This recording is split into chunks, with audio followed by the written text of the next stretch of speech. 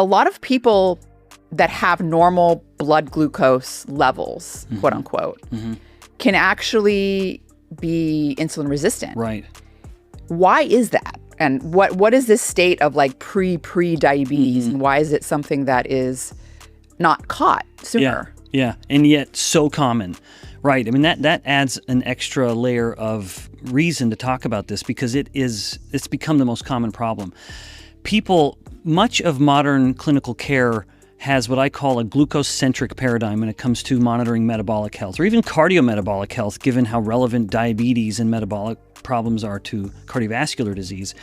But the consequence of the glucose-centric paradigm, and there's reasons for it, so I don't mean to state this in any kind of incriminating way.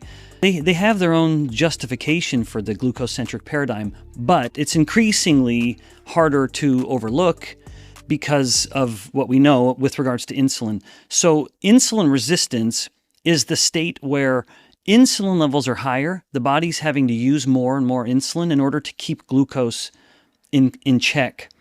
But because it is able to keep glucose at that normal range, it flies under the clinical radar because of our glucose-centric paradigm. The conventional clinician is only measuring glucose every time the patient's coming in for an annual visit, with no regard to the patient's insulin levels.